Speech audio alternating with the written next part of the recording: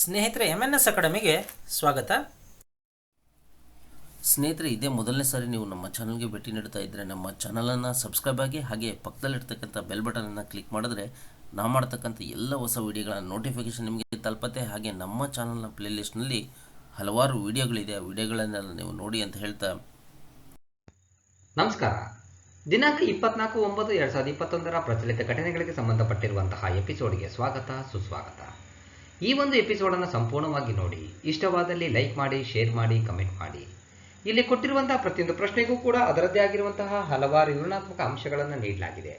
ಕಾರಣ ಇಷ್ಟೇ, ಮುಂಬರುವಂತಹ ಯಾವುದೇ ಸ್ಪರ್ಧಾತ್ಮಕ ಪರೀಕ್ಷೆಗಳಲ್ಲಿ ಆ ವಿವರಣೆಗಳ ಮೇಲೂ ಕೂಡ ಪ್ರಶ್ನೆ ಕೇಳುವಂತಹ ಸಾಧ್ಯತೆ ಇರುತ್ತೆ. ಅದೇ ರೀತಿ ಈ ಎಪಿಸೋಡ್ನ ಕೊನೆಗೆ 2 ಪ್ರಶ್ನೆಗಳನ್ನು ಕೊಟ್ಟಿರ್ತೀವಿ. ಸಂಪೂರ್ಣವಾಗಿ ಈ ವಿಡಿಯೋ ನೋಡಿದರೆ ಆ 2 ಪ್ರಶ್ನೆಗಳಿಗೂ ಕೂಡ ನೀವು ಸರಿಯಾದ ಉತ್ತರವನ್ನು ಕೊಡ್ತೀರಾ. ನಿಮ್ಮ ಸರಿ ಉತ್ತರದ ನಿರೀಕ್ಷೆಯಲ್ಲಿ ಕಾರ್ಯಕ್ರಮವನ್ನು ಪ್ರಾರಂಭ ಮಾಡ್ತಾ ಇದ್ದೀವಿ. All the best. 2021ರಲ್ಲಿ UN ಸೆಕ್ರೆಟರಿ ಜನರಲ್ರಿಂದ 17 SDG ಅಡ್ವೊಕೇಟರಲ್ಲಿ ಒಬ್ಬರಾಗಿ ನೇಮಕಗೊಂಡ ಭಾರತೀಯರ ಹೆಸರೇನು? ಕೈಲಾಶ್ ಸತ್ಯಾರ್ಥಿ. ವಿಶ್ವಸಂಸ್ಥೆಯ ಪ್ರಧಾನ ಕಾರ್ಯದರ್ಶಿ ಆಂಟೋನಿಯೋ ಗುಟೆರಸ್ ಅವರು 76ನೇ ವಿಶ್ವಸಂಸ್ಥೆಯ ಸಾಮಾನ್ಯ ಸಭೆಯ ಮುನ್ನ 2021ರ ಸೆಪ್ಟೆಂಬರ್ 17ರಂದು 4 ಹೊಸ ಸಸ್ಟೈನಬಲ್ ಡೆವಲಪ್ಮೆಂಟ್ ಗೋಲ್ಸ್ SDG ವಕೀಲರನ್ನು ನೇಮಿಸಿದ್ದಾರೆ. ಹೊಸದಾಗಿ ನೇಮಕಗೊಂಡ 4 ವಕೀಲರು ನೊಬೆಲ್ ಶಾಂತಿ ಪ್ರಶಸ್ತಿ ವಿಜೇತ ಕೈಲಾಶ್ ಸತ್ಯಾರ್ಥಿ, STEM ಸ್ಟೆಮ್ ಕಾರ್ಯಕರ್ತ ವ್ಯಾಲೆಂಟಿನಾ ಮುನೋಜ್ ರಬನಾಲ್, ಮೈಕ್ರೋಸಾಫ್ಟ್ ಅಧ್ಯಕ್ಷ ಬ್ರಾಡ್ ಸ್ಮಿತ್ ಮತ್ತು K-ಪಾಪ್ ಸೂಪರ್ಸ್ಟಾರ್ಸ್ ಬ್ಲ್ಯಾಕ್ಪಿಂಕ್ ದಕ್ಷಿಣ ಕೊರಿಯಾದ ಬಾಲಕಿಯರ ಗುಂಪು. ಇದರೊಂದಿಗೆ UN ಈಗ ಒಟ್ಟು 16 SDG ವಕೀಲರನ್ನು ಹೊಂದಿದೆ. SDG ವಕೀಲರು ವಿಶ್ವದ ಪ್ರಮುಖ ನಾಯಕರಾಗಿದ್ದು 2030ರ ವೇಳೆಗೆ 17 SDGಗಳನ್ನು ತಲುಪಲು ಕ್ರಮವನ್ನು ಸಜ್ಜುಗೊಳಿಸಲು ಕೆಲಸ ಮಾಡುತ್ತಾರೆ. ಇದಕ್ಕಾಗಿ ಅವರ ಪ್ರಭಾವದ ಕ್ಷೇತ್ರಗಳನ್ನು ಬಳಸುತ್ತಾರೆ. 76ನೇ ವಿಶ್ವಸಂಸ್ಥೆಯ ಸಾಮಾನ್ಯ ಸಭೆ 2021ರ ಸೆಪ್ಟೆಂಬರ್ 21ರಿಂದ 30ರವರೆಗೆ ನಡೆಯಲಿದೆ. 4 is the right answer. ಡೆನ್ಮಾರ್ಕಿನ ಪರಿಸರ ಶಿಕ್ಷಣದ ಪ್ರತಿಷ್ಠಾನವು ಎಷ್ಟು ಭಾರತೀಯ ಕಡಲ ತೀರಗಳಿಗೆ ನೀಲಿ ಧ್ವಜ ಪ್ರಮಾಣೀಕರಣ ಬ್ಲೂ ಫ್ಲಾಗ್ ಸರ್ಟಿಫಿಕೇಶನ್ ಅನ್ನು ನೀಡಿದೆ? 10. ಭಾರತದ 2 ಹೊಸ ಕಡಲ ತೀರಗಳು 2021ರಲ್ಲಿ ಡೆನ್ಮಾರ್ಕ್ನಲ್ಲಿನ foundation for environment education FEE ನಿಂದ ನೀಲಿ ಧ್ವಜ ಪ್ರಮಾಣೀಕರಣವನ್ನು ಪಡೆದಿವೆ. ಆ 2 ಕಡಲ ತೀರಗಳು ತಮಿಳುನಾಡಿನ ಕೋವಲಂ ಮತ್ತು ಪುದುಚೇರಿಯ ಈಡನ್. ಈಗ ಭಾರತವು ಒಟ್ಟು ಅಂತಾರಾಷ್ಟ್ರೀಯ ಪರಿಸರ ಲೇಬಲ್ ನೀಲಿ ಧ್ವಜ ಹೊಂದಿದ 10 ಕಡಲ ತೀರಗಳನ್ನು ಹೊಂದಿದೆ. 2020ರಲ್ಲಿ ಪ್ರಮಾಣ ಪತ್ರ ಪಡೆದ 8 ಕಡಲ ತೀರಗಳಿಗೆ ಮರು ಪ್ರಮಾಣೀಕರಣವನ್ನು ನೀಡಲಾಗಿದೆ.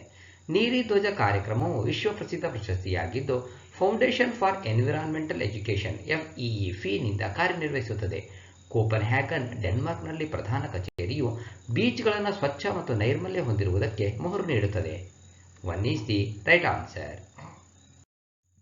2021-22ರಲ್ಲಿ ADBಯ ಪ್ರಕಾರ ಭಾರತದ ಇತ್ತೀಚಿನ ಅಂದಾಜು GDP ಬೆಳವಣಿಗೆ ದರ ಎಷ್ಟು?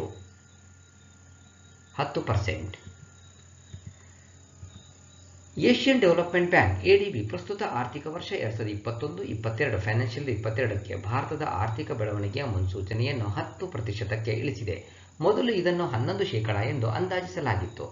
ಮನಿಲಾ ಮೂಲದ ಬಹುಪಕ್ಷೀಯ ಧನ ಸಹಾಯ ಸಂಸ್ಥೆ ADB 2022-23 ಅಂದರೆ ಫೈನಾನ್ಷಿಯಲ್ 23ರ ಹಣಕಾಸು ವರ್ಷಕ್ಕೆ GDP ಬೆಳವಣಿಗೆಯನ್ನು 7.5%ದಷ್ಟು ಮುನ್ಸೂಚನೆ ನೀಡಿದೆ. 2 is the right answer. OECDಯ ಪ್ರಕಾರ ಭಾರತದ GDP 2021-22ರ ಆರ್ಥಿಕ ವರ್ಷದಲ್ಲಿ ಎಷ್ಟು ಶೇಕಡಾ ಎಂದು ಊಹಿಸಲಾಗಿದೆ? 9.7%. ಆರ್ಥಿಕ ಸಹಕಾರ ಮತ್ತು ಅಭಿವೃದ್ಧಿ ಸಂಸ್ಥೆ organisation for economic cooperation and development OECD ಪ್ರಸ್ತುತ ಆರ್ಥಿಕ ವರ್ಷದಲ್ಲಿ 2021-22 ಭಾರತದ ಆರ್ಥಿಕ ಬೆಳವಣಿಗೆ ದರವನ್ನು 0.2% ಅಂಕಗಳನ್ನು ಕಡಿಮೆ ಮಾಡಿ 9.7%ಕ್ಕೆ ಇಳಿಸಿದೆ. 2022-23 ಫೈನಾನ್ಷಿಯಲ್ 23 ಹಣಕಾಸು ವರ್ಷಕ್ಕೆ OECD ಭಾರತೀಯ ಆರ್ಥಿಕತೆಯು 7.9%ನಷ್ಟು ಬೆಳವಣಿಗೆಯಾಗಲಿದೆ ಎಂದು ಅಂದಾಜಿಸಿದೆ. ಇದರ ಹಿಂದಿನ ಅಂದಾಜು 8.2% ಆಗಿತ್ತು.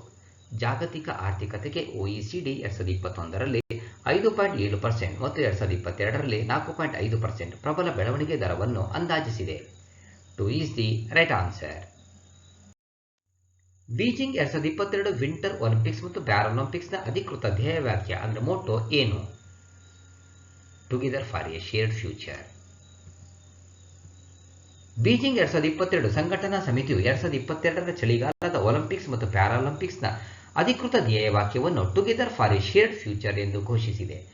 ಈ ಘೋಷಣೆಯು ಕ್ರೀಡಾಕೂಟವನ್ನು ಒಂದು ಸಮುದಾಯವಾಗಿ ಜಾಗತಿಕ ಸವಾಲುಗಳನ್ನು ಜಯಿಸುವ ಶಕ್ತಿಯನ್ನು ಪ್ರತಿಬಿಂಬಿಸುತ್ತದೆ, ಮಾನವ ಕುಲದ ಭವಿಷ್ಯವನ್ನು ಹಂಚಿಕೊಂಡಿದೆ ಮತ್ತು ಉತ್ತಮ ನಾಳೆಗಾಗಿ ಒಟ್ಟಾಗಿ ಕೆಲಸ ಮಾಡುತ್ತದೆ. ವಿಶೇಷವಾಗಿ ಕೋವಿಡ್-19 ಸಾಂಕ್ರಾಮಿಕ ರೋಗದಾದ್ಯಂತ ಎದುರಿಸಿದ ತೊಂದರೆಗಳನ್ನು ಆಧಾರದ ಮೇಲೆ ನೀಡಲಾಗಿದೆ. ಬೀಜಿಂಗ್ 2022 ಚಳಿಗಾಲದ ಒಲಿಂಪಿಕ್ಸ್ ಫೆಬ್ರವರಿ 4ರಿಂದ 20, ನಂತರ ಪ್ಯಾರಾಲಿಂಪಿಕ್ಸ್ ಮಾರ್ಚ್ 4ರಿಂದ 13, 2022 ನಡೆಯಲಿದೆ. One is the right answer. ಭಾರತದಲ್ಲಿ ಹೂಡಿಕೆದಾರರು ಮತ್ತು ವ್ಯವಹಾರಗಳಿಗಾಗಿ ರಾಷ್ಟ್ರೀಯ ಏಕ ವಿಂಡೋ ವ್ಯವಸ್ಥೆ national single window system NSWS ಅನ್ನು ಯಾವ ಸಚಿವಾಲಯವು ಆರಂಭಿಸಿದೆ?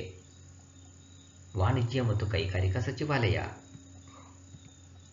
ಕೇಂದ್ರ ವಾಣಿಜ್ಯ ಮತ್ತು ಕೈಗಾರಿಕಾ ಸಚಿವರಾದ ಶ್ರೀ ಪಿಯೂಷ್ ಗೋಯಲ್ ಹೂಡಿಕೆದಾರರು ಮತ್ತು ವ್ಯವಹಾರಗಳಿಗಾಗಿ ಸೆಪ್ಟೆಂಬರ್ 22, 2021 ರಾಷ್ಟ್ರೀಯ ಏಕ ವಿಂಡೋ ವ್ಯವಸ್ಥೆ NSWS ಅನ್ನು ಪ್ರಾರಂಭಿಸಿದರು. NSWS ಸಿಂಗಲ್ ವಿಂಡೋಸ್ ಪೋರ್ಟಲ್ ಆಗಿದ್ದು, ಹೂಡಿಕೆದಾರರು ಅಥವಾ ಉದ್ಯಮಿಗಳಿಗೆ ಸರ್ಕಾರದಿಂದ ಅಗತ್ಯವಿರುವ ಅನುಮೋದನೆಗಳು ಮತ್ತು ಅನುಮತಿಗಳನ್ನು ಪಡೆಯಲು ಇದು ಏಕೈಕ ವ್ಯವಸ್ಥೆ ಆಗಿದೆ. ಇದು ಭಾರತದಲ್ಲಿ ಹೂಡಿಕೆದಾರರು, ಉದ್ಯಮಿಗಳು ಮತ್ತು ವ್ಯವಹಾರಗಳಿಗೆ ಅಗತ್ಯವಿರುವ ಅನುಮೋದನೆಗಳು ಮತ್ತು ನೋಂದಣಿಗಳಿಗಾಗಿ ಸರ್ಕಾರಿ ಕಚೇರಿಗಳಿಗೆ ಓಡುವ ಪರಂಪರೆಯಿಂದ ಸ್ವಾತಂತ್ರ್ಯವನ್ನು ನೀಡುತ್ತದೆ. ಹೊಸ ವ್ಯವಸ್ಥೆಯು ಪರಿಸರ ವ್ಯವಸ್ಥೆಯಲ್ಲಿ ಪಾರದರ್ಶಕತೆ, ಹೊಣೆಗಾರಿಕೆ ಮತ್ತು ಸ್ಪಂದಿಸುವಿಕೆಯನ್ನು ತರುವ ಗುರಿಯನ್ನು ಹೊಂದಿದೆ. ಪ್ರಸ್ತುತ ಪೋರ್ಟಲ್ 18 ಕೇಂದ್ರ ಇಲಾಖೆಗಳು ಮತ್ತು 9 ರಾಜ್ಯಗಳಲ್ಲಿ ಅನುಮೋದನೆಗಳನ್ನು ಹೊಂದಿದೆ. ಉಳಿದ 14 ಕೇಂದ್ರ ವಿಭಾಗಗಳು ಮತ್ತು 5 ರಾಜ್ಯಗಳನ್ನು ಡಿಸೆಂಬರ್ 2021 ಒಳಗೆ ಸೇರಿಸಲಾಗುವುದು. ಪೋರ್ಟಲ್ ಅನ್ನು ಇನ್ವೆಸ್ಟ್ ಇಂಡಿಯಾ ಜೊತೆಗೆ ಇಂಡಸ್ಟ್ರಿ ಮತ್ತು ಆಂತರಿಕ ವ್ಯಾಪಾರದ ಉತ್ತೇಜನ ಇಲಾಖೆ department for promotion of industry and internal trade DPIIT ಜಂಟಿಯಾಗಿ ಅಭಿವೃದ್ಧಿಪಡಿಸಿದೆ. 3 ಈಸ್ ದಿ ರೈಟ್ ಆನ್ಸರ್. 2021 ವಾರ್ಷಿಕ ನೆಟ್ ಫ್ರೀಡಮ್ ವರದಿಯಲ್ಲಿ ಯಾವ ದೇಶ ಮೊದಲ ಸ್ಥಾನದಲ್ಲಿದೆ? ಐಲ್ಯಾಂಡ್. ವಾರ್ಷಿಕ ಫ್ರೀಡಮ್ ಆನ್ ನೆಟ್ ವರದಿಯನ್ನು US think tank freedom house ಬಿಡುಗಡೆ ಮಾಡಿದೆ. ಈ ವರ್ಷದ ಆವೃತ್ತಿಯ ವರದಿಯ ಪ್ರಕಾರ ಐಲ್ಯಾಂಡ್ ಶ್ರೇಯಾಂಕದಲ್ಲಿ ಅಗ್ರಸ್ಥಾನದಲ್ಲಿದೆ. ನಂತರ ಇಂಟರ್ನೆಟ್ ಪ್ರವೇಶವನ್ನು ಮಾನವ ಹಕ್ಕು ಎಂದು ಘೋಷಿಸಿದ ವಿಶ್ವದ ಮೊದಲ ದೇಶವಾದ ಎಸ್ಟೋನಿಯಾ ಮತ್ತು ಕೋಸ್ಟರಿಕಾ ನಂತರದ ಸ್ಥಾನದಲ್ಲಿವೆ. ವರದಿಯ ವ್ಯಾಪ್ತಿಯ ದೇಶಗಳಲ್ಲಿ ತಲಾ 70 ಜನರಲ್ಲಿ 56 ಜನರನ್ನು ಆನ್ಲೈನ್ ಚಟುವಟಿಕೆಗಳಾಗಿ ಬಂಧಿಸಲಾಗಿದೆ ಅಥವಾ ಶಿಕ್ಷೆ ವಿಧಿಸಲಾಗಿದೆ ಎಂದು ವರದಿಯು ಕಂಡುಹಿಡಿದಿದೆ. ಮ್ಯಾನ್ಮಾರ್ ಮತ್ತು ಬೆಲಾರಸ್ನಲ್ಲಿ ಅಂತರ್ಜಾಲ ಸ್ಥಗಿತಗೊಳಿಸುವಿಕೆಯು ಆನ್ಲೈನ್ ಹಕ್ಕುಗಳು ಸತತವಾಗಿ 11ನೇ ವರ್ಷಕ್ಕೆ ಜಾಗತಿಕವಾಗಿ ಕುಸಿದಿರುವುದನ್ನು ತೋರಿಸುತ್ತದೆ. 2 ಈಸ್ ದಿ ರೈಟ್ ಆನ್ಸರ್. ಯಾವ ಸಂಸ್ಥೆಯು ಭಾರತದಲ್ಲಿ ನಗರ ಯೋಜನಾ ಸಾಮರ್ಥ್ಯದಲ್ಲಿ ಸುಧಾರಣೆಗಳು reforms in urban planning capacity in India ಎಂಬ ಶೀರ್ಷಿಕೆಯನ್ನು ಬಿಡುಗಡೆ ಮಾಡಿದೆ? ನೀತಿ ಆಯೋಗ. ನೀತಿ ಆಯೋಗವು ಇತ್ತೀಚೆಗೆ ಭಾರತದಲ್ಲಿ ನಗರ ಯೋಜನಾ ಸಾಮರ್ಥ್ಯವನ್ನು ಹೆಚ್ಚಿಸುವ ಕ್ರಮಗಳ ವರದಿಯನ್ನು ಬಿಡುಗಡೆ ಮಾಡಿದೆ. ಈ ವರದಿಗೆ ಭಾರತದಲ್ಲಿ ನಗರ ಯೋಜನಾ ಸಾಮರ್ಥ್ಯದಲ್ಲಿನ ಸುಧಾರಣೆಗಳು ಎಂದು ಹೆಸರಿಸಲಾಗಿದೆ. ನಗರ ಮತ್ತು ಪ್ರಾದೇಶಿಕ ಯೋಜನೆಗೆ ಸಂಬಂಧಿಸಿದ ಸಚಿವಾಲಯಗಳು ಮತ್ತು ಪರಿಣಿತರೊಂದಿಗೆ ಸಮಾಲೋಚಿಸಿ ವರದಿಯನ್ನು ನೀತಿ ಆಯೋಗವು ಅಭಿವೃದ್ಧಿಪಡಿಸಿದೆ. ಇದು 9 ತಿಂಗಳ ಅವಧಿಯಲ್ಲಿ ನಡೆಸಿದ ಚರ್ಚೆಗಳು ಮತ್ತು ಸಮಾಲೋಚನೆಗಳ ಫಲಿತಾಂಶವನ್ನು ಒದಗಿಸುತ್ತದೆ.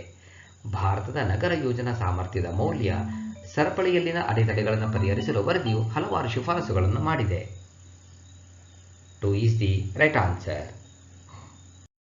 ಭಾರತದ ಅತಿದೊಡ್ಡ ಮನರಂಜನಾ ಉದ್ಯಮವಾಗಲು ಝೀ ಎಂಟರ್ಟೈನ್ಮೆಂಟ್ ಎಂಟರ್ಪ್ರೈಸಸ್ ಲಿಮಿಟೆಡ್ ಅನ್ನು ಯಾವ ಮಾಧ್ಯಮ ಕಂಪನಿಯೊಂದಿಗೆ ವಿಲೀನಗೊಳಿಸಲಾಗುತ್ತಿದೆ?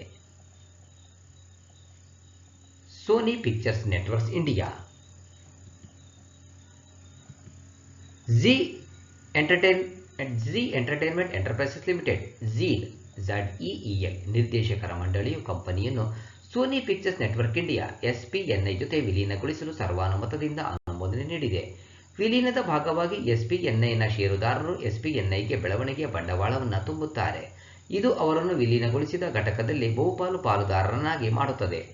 ಝೀ ಎಂಟರ್ಟೈನ್ಮೆಂಟ್ 47.07% ಪಾಲನ್ನು ಹೊಂದಿದ್ದರೆ ಸೋನಿ ಇಂಡಿಯಾ ಕಂಪನಿಯು 52.93% ಪಾಲನ್ನು ಹೊಂದಿದೆ. ವಿಲೀನದ ನಂತರ ವಿಲೀನಗೊಂಡ ಕಂಪನಿಗೆ ಬಹುಪಾಲು ನಿರ್ದೇಶಕರನ್ನು ನೇಮಿಸುವ ಹಕ್ಕನ್ನು ಸೋನಿ ಇಂಡಿಯಾ ಹೊಂದಿರುತ್ತದೆ. ಝೀ ಎಂಟರ್ಟೈನ್ಮೆಂಟ್ನ CEO ಪುನೀತ್ ಗೋಯಂಕಾ ಅವರು ವಿಲೀನಗೊಂಡ ಸಂಸ್ಥೆಯ MD ಮತ್ತು CEO ಆಗಿ 5 ವರ್ಷಗಳ ಅವಧಿಗೆ ಇರುತ್ತಾರೆ. ವಿಲೀನಗೊಂಡ ಘಟಕವನ್ನು ಭಾರತೀಯ ಷೇರು ವಿನಿಮಯ ಕೇಂದ್ರಗಳಲ್ಲಿ ಪಟ್ಟಿ ಮಾಡಲಾಗುವುದು. 2 is the right answer. National Florence Nightingale ಪ್ರಶಸ್ತಿ 2020 ಪಡೆದ ಬ್ರಿಗ್ SV ಸರಸ್ವತಿ ಯಾವ ವೃತ್ತಿಯೊಂದಿಗೆ ಸಂಬಂಧ ಹೊಂದಿದ್ದಾರೆ? ನರ್ಸ್.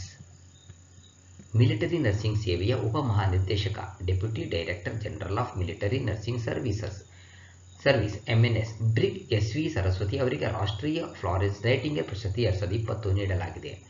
ರಾಷ್ಟ್ರೀಯ ಫ್ಲಾರೆನ್ಸ್ ನೈಟಿಂಗೇಲ್ ಪ್ರಶಸ್ತಿಯು ನಿಸ್ವಾರ್ಥ ಭಕ್ತಿ ಮತ್ತು ವೃತ್ತಿಪರತೆಗಾಗಿ ದಾದಿಯವರಿಗೆ ನೀಡುವ ಅತ್ಯುನ್ನತ ರಾಷ್ಟ್ರೀಯ ಗೌರವವಾಗಿದೆ. ಸೈನಿಕರು ಮತ್ತು ಅವರ ಕುಟುಂಬಗಳಿಗೆ ಶುಶ್ರೂಷೆಯಲ್ಲಿ ಅವರ ಮಹತ್ವದ ಸೇವೆಗಾಗಿ ನೀಡಲಾಗುತ್ತದೆ. ಆಕೆಗೆ general officer commanding in chief ಮೆಚ್ಚುಗೆಯನ್ನು 2005ರಲ್ಲಿ ವಿಶ್ವಸಂಸ್ಥೆಯ ಪದಕ MONOC ಮೋನಕ್ 2007ರಲ್ಲಿ ಮತ್ತು ಸೇನಾ ಸಿಬ್ಬಂದಿ ಮುಖ್ಯಸ್ಥರ ಪ್ರಶಸ್ತಿಯನ್ನು 2015ರಲ್ಲಿ ನೀಡಲಾಗಿದೆ. 2 is the right answer. ಇತ್ತೀಚೆಗೆ ಸುದ್ದಿಯಲ್ಲಿ ಕಂಡುಬಂದ ಕುನ್ ಶಿಖರವು ಯಾವ ರಾಜ್ಯ ಅಥವಾ UTಯಲ್ಲಿದೆ? ಲಡಾಖ್. ಕುನ್ ಶಿಖರವು ನನ್ ಕುನ್ ಪರ್ವತ ಸಮೂಹದ ಒಂದು ಭಾಗವಾಗಿದೆ. ಇದು ಪೂರ್ವ ಹಿಮಾಲಯ ಪರ್ವತ ಶ್ರೇಣಿಯಲ್ಲಿ 23,219 ಅಡಿ ಎತ್ತರದ ಮಾಸಿಫ್ನ 2ನೇ ಅತಿ ಎತ್ತರದ ಶಿಖರವಾಗಿದೆ. ಈ ಶಿಖರವು ಸುರು ಕಣಿವೆ ಕಾರ್ಗಿಲ್ ಲಡಾಖ್ ಬಳಿ ಇದೆ. ಅರುಣಾಚಲ ಪ್ರದೇಶದ national institute of mountaineering and allied sports NIMAS ತಂಡದಲ್ಲಿ ರಕ್ಷಣಾ ಸಚಿವ ರಾಜನಾಥ್ ಸಿಂಗ್ ಧ್ವಜಾರೋಹಣ ಮಾಡಿದರು. ತಂಡವು ಜುಲೈ 15, 2021 ಮತ್ತು ಆಗಸ್ಟ್ 10, 2021 ನಡುವೆ ಮೌಂಟ್ ಕುನ್ಗೆ ಪರ್ವತಾರೋಹಣ ಯಾತ್ರೆಯನ್ನು ಪೂರ್ಣಗೊಳಿಸಿತು. National institute of mountaineering and allied sports NIMAS ರಕ್ಷಣಾ ಸಚಿವಾಲಯದ ಅಡಿಯಲ್ಲಿ ಕಾರ್ಯನಿರ್ವಹಿಸುತ್ತಿರುವ ಒಂದು ಪ್ರಮುಖ ಪರ್ವತಾರೋಹಣ ಸಂಸ್ಥೆಯಾಗಿದೆ. 3 is the right answer. SCO exercise peaceful mission 2021ರ 6ನೇ ಆವೃತ್ತಿಯನ್ನು ಯಾವ ದೇಶ ಆಯೋಜಿಸಿದೆ? ರಷ್ಯಾ ಆಯೋಜಿಸಿರುವ SCO ಸ್ಕೋ ವ್ಯಾಯಾಮ ಶಾಂತಿಯುತ ಮಿಷನ್ 2021ರ 6ನೇ ಆವೃತ್ತಿ ನೈಋತ್ಯ ರಷ್ಯಾದ ಒರೆನ್ಬರ್ಗ್ ಪ್ರದೇಶದಲ್ಲಿ ಆರಂಭವಾಯಿತು.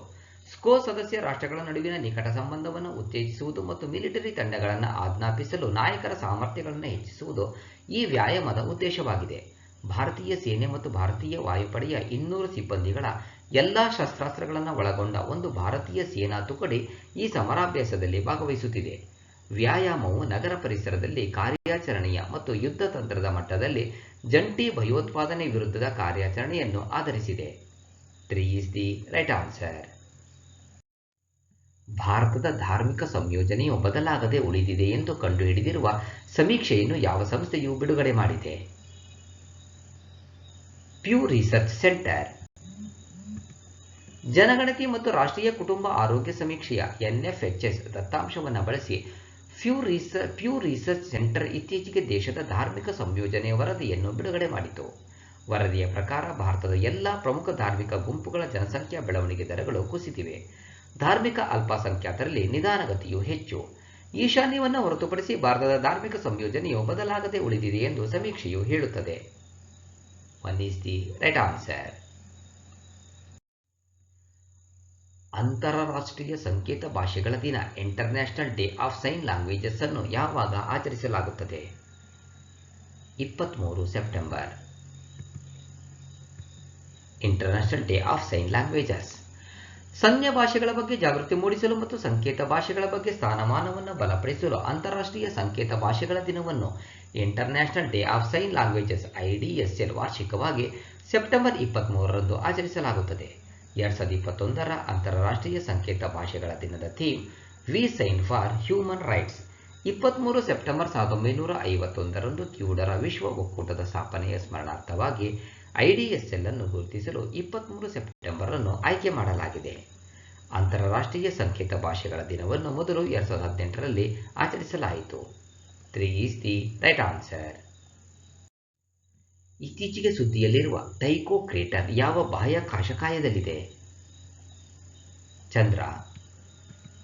ನ್ಯಾಷನಲ್ ಸೈನ್ಸ್ ಫೌಂಡೇಶನ್ನ ಗ್ರೀನ್ ಬ್ಯಾಂಕ್ ಅಬ್ಸರ್ವೇಟರಿ GBO ಮತ್ತು ಇತರ ಪಾಲುದಾರರೊಂದಿಗೆ ಚಂದ್ರನ ಹೊಸ ರೆಸಲ್ಯೂಷನ್ ಚಿತ್ರವನ್ನು ಬಿಡುಗಡೆ ಮಾಡಿದೆ.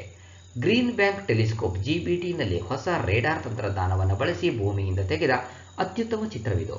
ಹೊಸ ಟೈಕೋ ಕ್ರೇಟರ್ ಚಿತ್ರದ ರೆಸಲ್ಯೂಷನ್ ಸರಿಸುಮಾರು 1.4 ಬಿಲಿಯನ್ ಪಿಕ್ಸೆಲ್ಗಳನ್ನು ಒಳಗೊಂಡಿದೆ. ಚಿತ್ರವು 200 ಕಿಲೋಮೀಟರ್ನಿಂದ 175 ಕಿಲೋಮೀಟರ್ ವ್ಯಾಪ್ತಿಯನ್ನು ಒಳಗೊಂಡಿದೆ. 86 ಕಿಲೋಮೀಟರ್ ವ್ಯಾಸವನ್ನು ಹೊಂದಿರುವ ಈ ಸಂಪೂರ್ಣ ಕುಳಿಯನ್ನು ಸೆರೆಹಿಡಿಯಲಾಗಿದೆ. 2 is the right answer.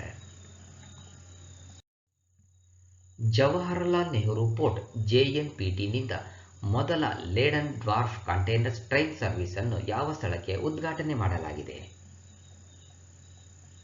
Kanpur. ಕೇಂದ್ರ ಬಂದರು, ಹಡಗು ಮತ್ತು ಜಲಮಾರ್ಗಗಳ ಮಂತ್ರಿ ಸರ್ಬಾನಂದ ಸೋನೋವಾಲ್ ಸೆಪ್ಟೆಂಬರ್ 20, 2021ರಂದು ಜವಾಹರಲಾಲ್ ನೆಹರು ಬಂದರಿನಿಂದ JNPT ಕುಬ್ಜ ಕಂಟೈನರ್ ರೈಲು ಸೇವೆಯನ್ನು ವಾಸ್ತವಿಕವಾಗಿ ಫ್ಲಾಗ್ ಮಾಡಿದರು. ಇದು ಭಾರತದ ಅತಿದೊಡ್ಡ ಕಂಟೈನರ್ ಪೋರ್ಟ್ ಮುಂಬೈ ಮೂಲದ JNPT ಬಂದರಿನಿಂದ ಡ್ವಾರ್ಫ್ ಕಂಟೈನರ್ ಟ್ರೈನ್ ಸರ್ವಿಸ್ ಆಗಿದೆ. ಸರಕನ್ನು ರೈಲಿನ ಮೂಲಕ ಒಳನಾಡಿನ ಕಂಟೈನರ್ ಡಿಪೋಗೆ ICD ಕಾನ್ಪುರಕ್ಕೆ ವರ್ಗಾಯಿಸಲಾಯಿತು. ಈ ಕಂಟೈನರ್ಗಳ ಮುಖ್ಯ ಪ್ರಯೋಜನವೆಂದರೆ ಅವುಗಳು ಗಾತ್ರದಲ್ಲಿ ಕಡಿಮೆ ಇರುವುದರಿಂದ ಅವುಗಳನ್ನು ಡಬಲ್ ಸ್ಟ್ಯಾಕ್ ಮಾಡಬಹುದು, ಜೊತೆಗೆ ಸುಲಭವಾಗಿ ವಿದ್ಯುದ್ದೀಕರಿಸಿದ ಟ್ರ್ಯಾಕ್ಗಳಲ್ಲಿ ಚಲಾಯಿಸಬಹುದು. ಇದು ರೈಲ್ವೆಯು ಸರಕುಗಳ 2 ಸ್ಟಾಕ್ ಚಲನೆಯನ್ನು ಕೈಗೊಳ್ಳಲು ಅನುವು ಮಾಡಿಕೊಡುತ್ತದೆ. ಇದು ಲಾಜಿಸ್ಟಿಕ್ಸ್ ವೆಚ್ಚದಲ್ಲಿ ಇಳಿಕೆಗೆ ಕಾರಣವಾಗುತ್ತದೆ. 2 is the right answer. ಆಧಾರ ಆಧಾರಿತ KYC, ಸ್ವಯಂ KYC ಮತ್ತು OTP ಆಧಾರಿತ ಪರಿವರ್ತನೆ ಈ ಯಾವುದರ ಒಂದು ಭಾಗವೇ ಭಾರತ ಸರ್ಕಾರವು ಆರಂಭಿಸಿದ ಸುಧಾರಣೆಗಳು. ಟೆಲಿಕಾಂ ಸುಧಾರಣೆಗಳು. ಹಿಂದುಳಿದವರಿಗೆ ವಿಶ್ವದರ್ಜೆಯ ಇಂಟರ್ನೆಟ್ ಟೆಲಿಸಂಪರ್ಕವನ್ನು ಒದಗಿಸುವ ಮತ್ತು KYC ಪ್ರಕ್ರಿಯೆಗಳನ್ನು ಸರಳಗೊಳಿಸುವ ಗುರಿಯೊಂದಿಗೆ ದೂರಸಂಪರ್ಕ ಇಲಾಖೆ, ಸಂವಹನ ಸಚಿವಾಲಯ, ಭಾರತ ಸರ್ಕಾರವು ಟೆಲಿಕಾಂ ವಲಯದಲ್ಲಿ ಸುಧಾರಣೆಗಳನ್ನು ಆರಂಭಿಸಿದೆ. ಇವುಗಳಲ್ಲಿ ಆಧಾರ್ ಆಧಾರಿತ KYC, ಸ್ವಯಂ KYC, ಸಿಮ್ ಕಾರ್ಡ್ಗಳನ್ನು ಮನೆ ಬಾಗಿಲಿಗೆ ತಲುಪಿಸಲು ಮತ್ತು ಮೊಬೈಲ್ ಸಂಪರ್ಕದ OTP ಆಧಾರಿತ ಪರಿವರ್ತನೆ ಪ್ರೀಪೇಡ್ನಿಂದ ಪೋಸ್ಟ್ಪೇಡ್ಗೆ ಸೇರಿವೆ. 2 is the right answer. ಇಂದಿನ ರಸಪ್ರಶ್ನೆ. ಪ್ರಶ್ನೆ 1. ವಿಶ್ವಸಂಸ್ಥೆಯ ಪ್ರಧಾನ ಕಾರ್ಯದರ್ಶಿ ಯಾರು? ವಿಶ್ವಸಂಸ್ಥೆಯ ಪ್ರಧಾನ ಕಾರ್ಯದರ್ಶಿ ಯಾರು?